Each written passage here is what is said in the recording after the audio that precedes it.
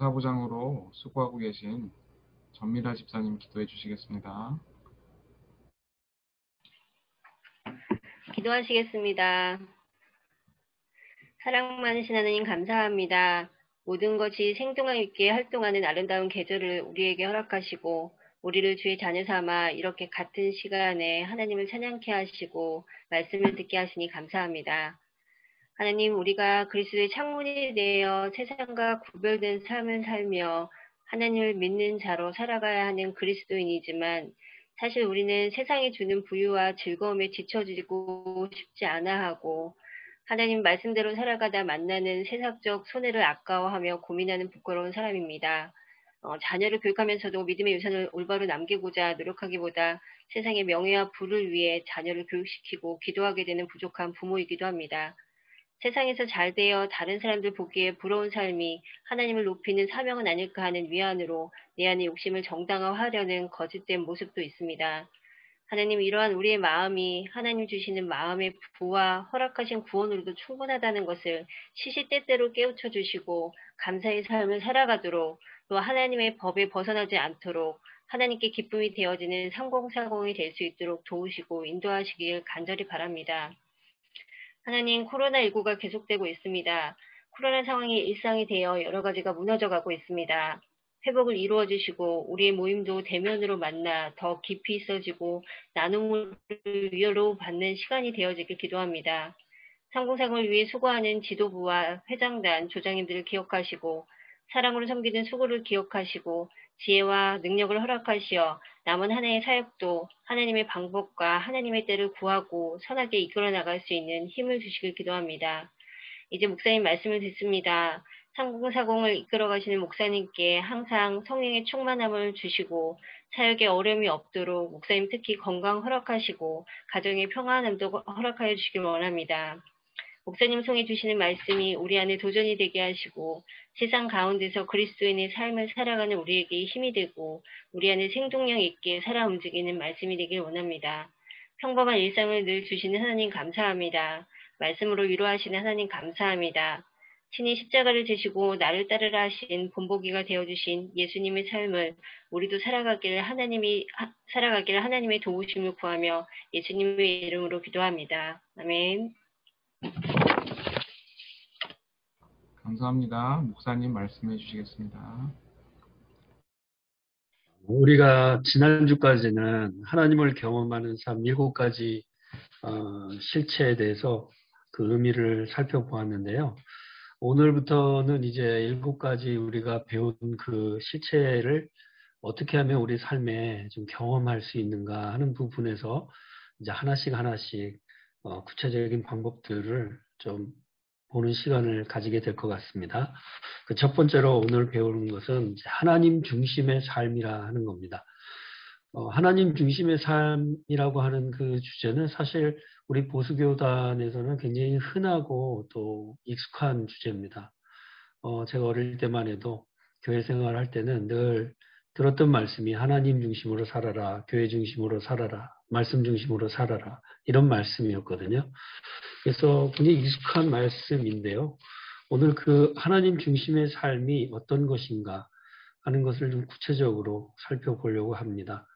하나님 중심의 삶을 반대로 뒤집어 생각하면 자기중심적으로 산다라는 말인데 자기중심적으로 사는 것은 본질적으로 어떤 것이냐 하는 걸 먼저 우리가 좀 보려고 합니다.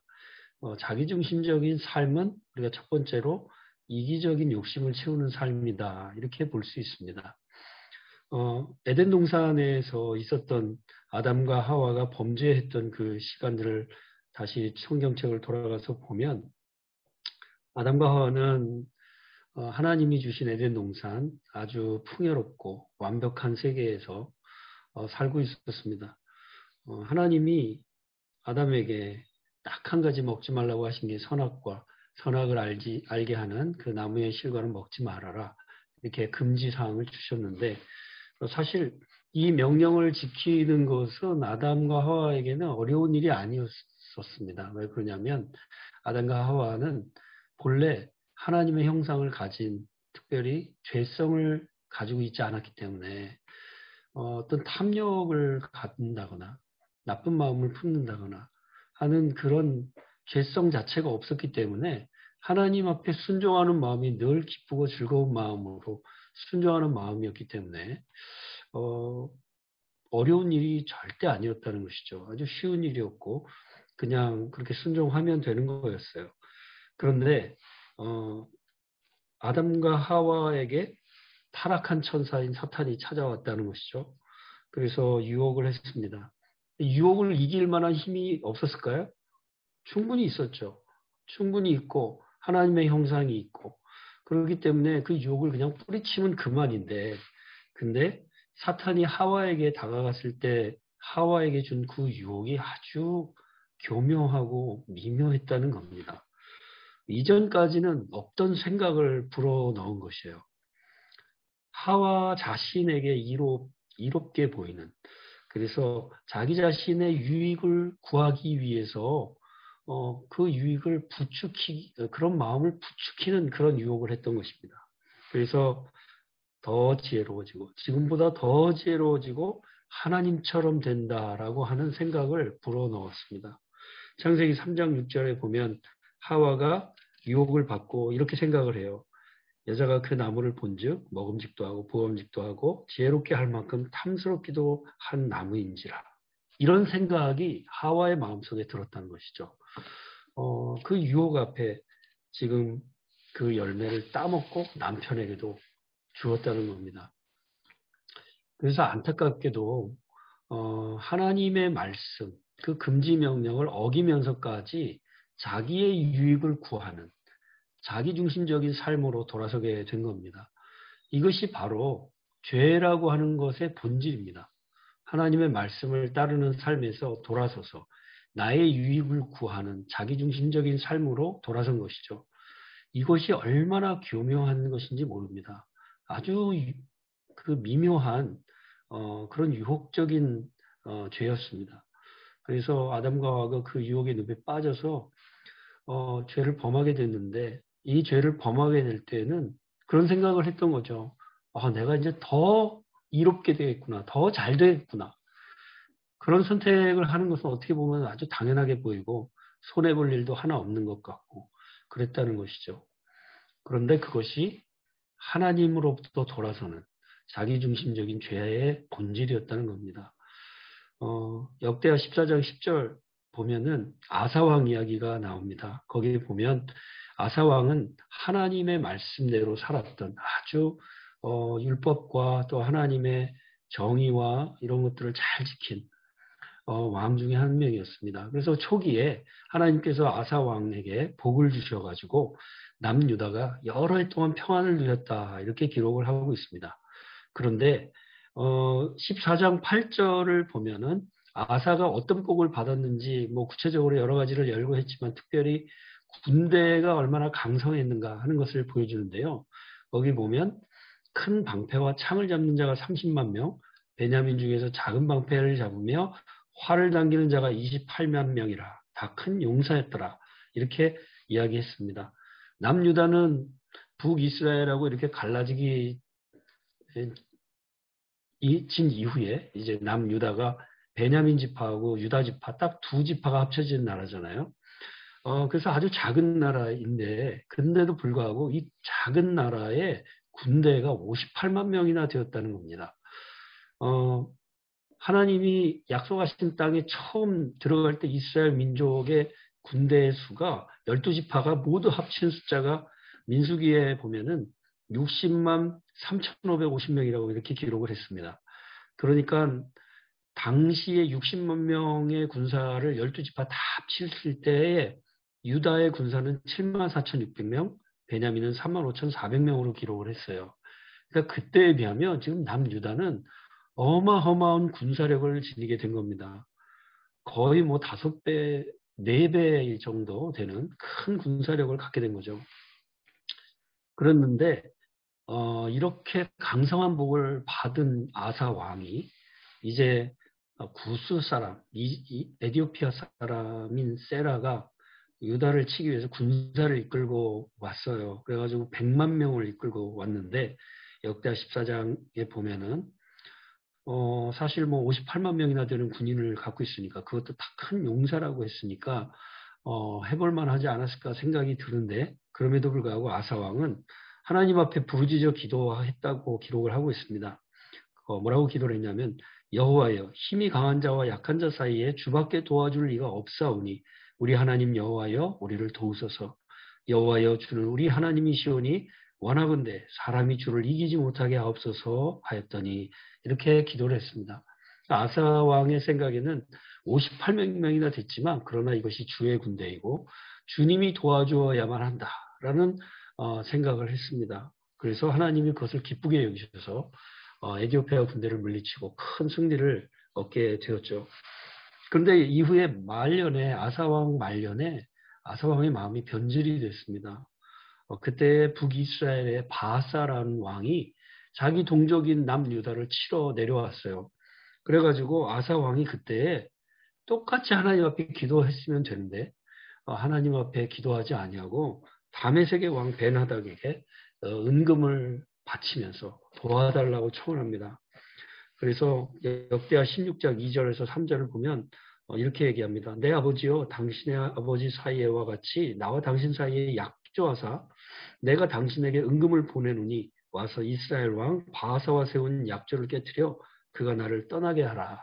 이렇게 요청을 했어요. 결국은 그 요청대로 그 위기를 벗어납니다. 뭐 성전에 있는 은금 다 긁어다가 자기 왕궁의 곳간에 있는 은금 다 긁어다가 퍼다 주고는 결국은 그 바하사 왕이 벤하닷 때문에 물러가게 되죠. 그러나 역대하 16장 9절을 보면 하나님의 선견자 하나니가 찾아와서 이렇게 얘기를 합니다. 여호와의 눈은 온 땅을 두루 감찰하사 전심으로 자기에게 향하는 자들을 위하여 능력을 베푸시라니 이 일은 왕이 망령되이 행하였은즉 이후부터는 왕에게 전쟁이 있으리다. 이렇게 하나님의 말씀을 증언을 전해 주었는데도 불구하고 아사 왕은 이 하나니에게 화를 내면서 이 선견자 하나니를 감옥에 쳐놓고 맙니다. 결국은 하나님의 명령을 어긴 아사 왕은 발에 병이 들어서 죽게 되죠. 이 아사 왕의 예와 같이 우리가 자기중심적이 된다라고 하는 것은 이렇게 교만한 죄이고 또 하나님을 믿는 의지하는 신앙에서 떠나게 하는 죄다라고 하는 것을 우리는 기억해야 될 것입니다. 두 번째로 하나님 중심으로 산다는 것의 의미는 뭐냐면 내 인생 계획이 아닌 하나님의 계획에 나의 삶을 맞추어야 한다는 것입니다. 창세기 6장에 보면 하나님이 노아에게 나타나셔서 방주를 지으라고 이렇게 말씀하셨죠. 그래서 하나님이 노아에게 나타나셨을 때 방주를 이렇게 짓게 되는데 그런데 그때 당시에 노아가 하던 일을 생각해 보면 그도 우리와 같이 지금 우리들처럼 생업에 종사하고 있었던 것이죠. 나름대로 인생 계획도 있고 자녀들을 위한 계획도 있었을 겁니다. 그런데 하나님께서 노아에게 나타나셔서 하나님의 계획하신 말씀을 들려주셨습니다. 120년 후에 내가 창조한 인류를 다 쓸어버리시겠다라고 하는 하나님의 계획이었죠. 결국 노아는 자신의 인생 계획을 내려놓습니다. 그리고 하나님의 계획을 따라서 방주를 짓기 위해 자신의 삶을 바치게 되죠. 사도행전 9장 1절에서 16절에도 보면 이와 유사한 이야기가 나와요. 사도 바울의 초기의 말씀인데 다메섹 도상에서 사울이 이제 하나님을 만난 기록이 나옵니다.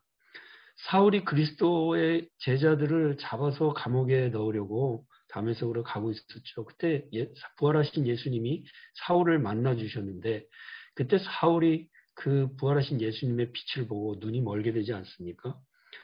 눈만 먼 것이 아니라 충격을 받게 되었죠. 자기가 지금까지 알고 있고 믿고 왔던 모든 것이 부활하신 예수님을 만남으로 말미암아 완전히 180도 달라지게 된 것입니다.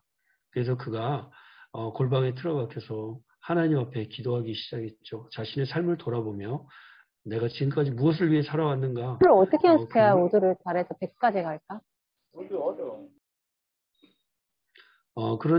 그런 생각을 지금 고민을 하고 있을 때에 하나님께서 아나니아에게 찾아가셔서 사울에게 가서 안수해 주어라 이렇게 말씀을 하죠. 그러나 아나니아는 사울이 어떤 의도로 다메섹에 왔었는지를 잘 알고 있었어요. 그래서 하나님께 아나니아가 이 사울에 대해서 이야기를 하죠. 그러나 하나님께서는 아나니아에게 이 사울에 대해서 가지고 계신 특별히 이방인들을 구원하시기 위한 하나님의 계획을 아나니아에게 알려주시죠. 그래서 사도행전 9장 15절 16절에 보면 이르시되 가라 이 사람은 내 이름을 이방인과 임금들과 이스라엘 자손들에게 전하기 위하여 택한 나의 그릇이라. 그가 내 이름을 위하여 얼마나 고난을 받아야 할 것을 내가 그에게 보이리라. 이렇게 말씀합니다.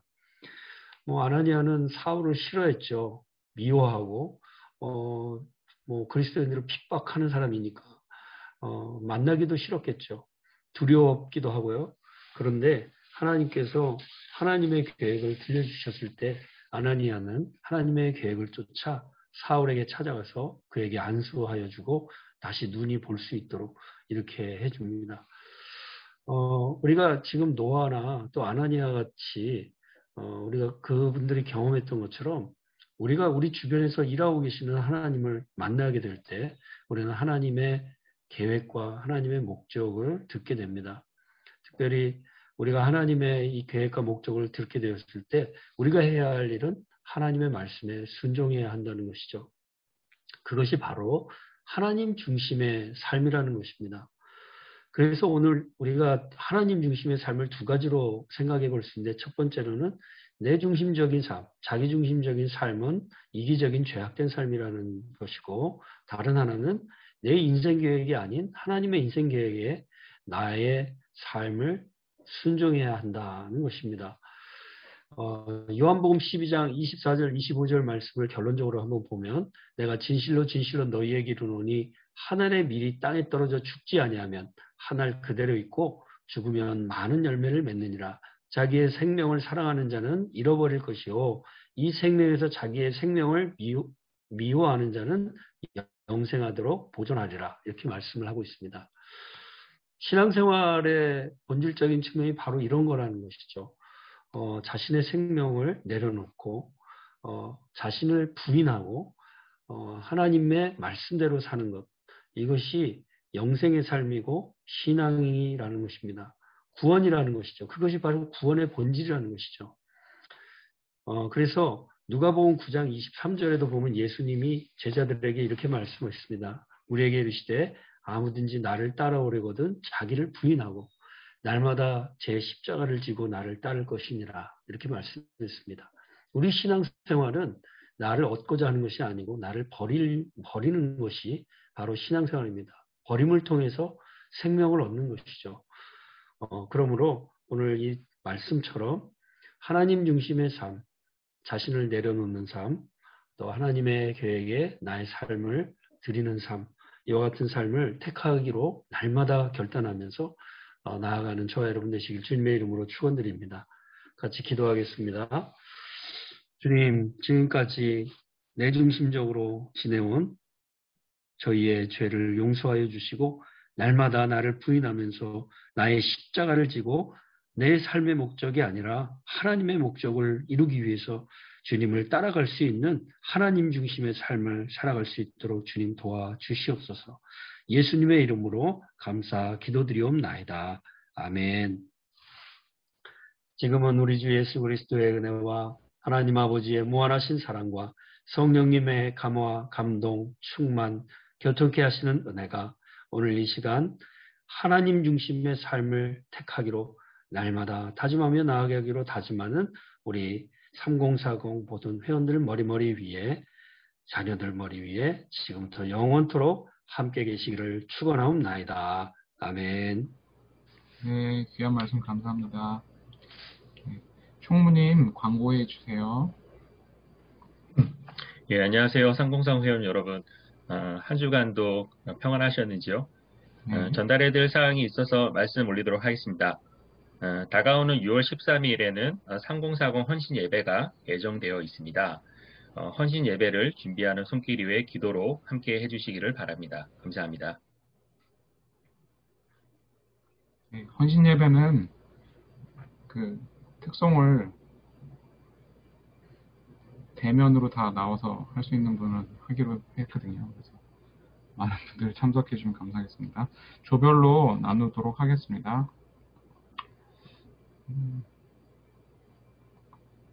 네, 몇 분 드릴까요? 55분? 50분? 네, 54분. 네.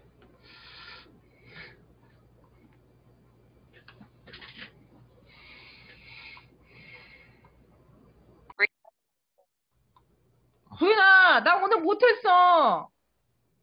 네, 축하드려요. 와이파이 안 돼서 못했어. 어, 다음이 네, 화이팅! 네, 아니, 그럼 지금까지 뭐 했어요? 순희 씨? 아니, 교환. 교환 이거- 공유를 아유, 아, 그냥 나머지 사람이 그냥 읽어가지고 하면 되죠. 네, 교환 그 화면으로 다들 핸드폰으로 보면서 하라 그래요. 미리 주니까. 이랬더라고요. 오늘 저기 우리 네 정민이 아빠도 오셨네. 정민이 5시까지 롯데월드. 성경이 안녕. 암호 같은 얘기를 했습니다. 오늘 순규 집사님도 온 거죠? 순규 집사님 안 계세요? 안 들려요. 네, 앞에 늘 같이 앉아는 있습니다. 네, 화면에 안 나오고 그렇지. 얼굴 좀 보여주세요. 얼굴 좀 보여주래. 괜찮아 안 보여줘서. 오늘 많이 왔네. 오늘 그 5월 들어서 제일 많이 온 것 같아요. 36명 왔네요. 자, 그러면 맞아. 아까 총무님이 광고를 안 했는데 저희 그 헌신 예배 때 이제 너무 온라인에 지쳐가지고 특성은 그냥 하자 그렇게 얘기를 해가지고요. 되도록이면 많은 분들이 오셨으면 좋겠고 애들 봐줄 사람을 따로 뽑아가지고 잠깐 특성 활동안이라도 영화부에서 맡아주시기로 누군가가 해주실 거거든요. 하나님 또 제자리에 서서 그냥 하나요? 네네. 그렇죠. 앞으로 못 나오잖아요. 그래서 조장님들은 그날 당일날 오실 수 있는 분들 파악 좀 해주시면 감사하겠습니다. 네. 그냥 깊어진 삶을 죽게 하겠습니다.